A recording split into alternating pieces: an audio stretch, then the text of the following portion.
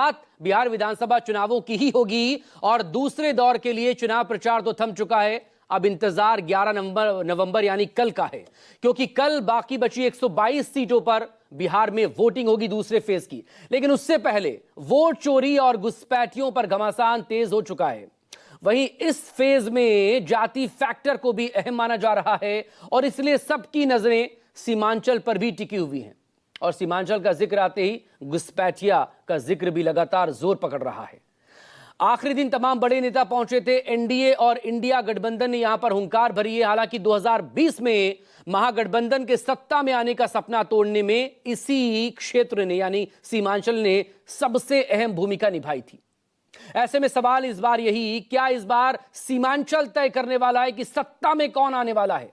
इसी मुद्दे पर इस शो में हम बात करेंगे। साथ ही दूसरे फेज में जाति फैक्टर को लेकर भी बात होगी, कौन किस तरफ जाता नजर आ रहा है।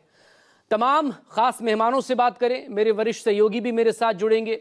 लेकिन उससे पहले जो राजनीतिक पार्टियों के रिएक्शंस आए हैं दूसरे फेज से वोटिंग से पहले, वो सुनिए। चुनाव का समय है, पोलिंग बूथ पे आप सब सावधान रहिए। ये बीजेपी के लोग चोरी करने की कोशिश करेंगे, आप इनके सामने खड़े हो जाइए। वोट चोरी नहीं करने दीजिए, क्योंकि अगर आपने वोट चोरी रोक दी तो यहां पे महागठबंधन की सरकार बन रही है, 100% बन रही है। अभी कुछ दिन पहले राहुल और लालू के बेटे ने एक यात्रा निकाला था। यात्रा का उद्देश्य क्या था? यात्रा निकाला था उन्होंने घुसपैठिए को बचाने के लिए। लालू के बेटे और राहुल को जो करना है वो करने दो। बिहार और देश से एक एक घुसपैठिए को चुन चुन कर हम निकालने का काम करेंगे। हर जात हर वर्ग के लोग जो है महागठबंधन के पक्ष में मतदान कर रहे हैं। सब लोगों का रुझान महागठबंधन के पक्ष में है। पहला चरण का 3 दिन हो गया लगभग, और 3 दिन बाद भी इलेक्शन कमीशन ने अभी तक ये नहीं बताया कि महिलाओं का कितना मतदान हुआ और पुरुषों का कितना मतदान हुआ। ये आंकड़े क्यों छुपाए जाए? और अब तक आपने वोट की प्रतिशत नहीं बताई है, तो चुनाव आयोग को जो है जवाब देना। मैंने हार मान चुके ना।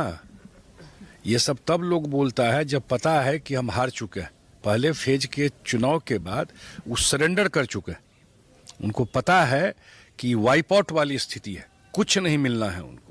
तभी जा करके इस तरह का ये सब बात उठा दिया। इसका मतलब ये समझिए कि इलेक्शन कंक्लूड हो गया एनडीए के पक्ष। याद रखो, राजद को वोट देंगे तो वो दरी बिछाएगा।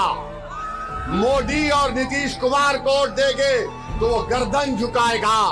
अगर मुर्शीद आलम पतंग छाप को वोट देंगे वो सीना तान कर कहेगा सीमांचल से इंसाफ होगा, सीमांचल जिंदाबाद का नारा लगाएगा।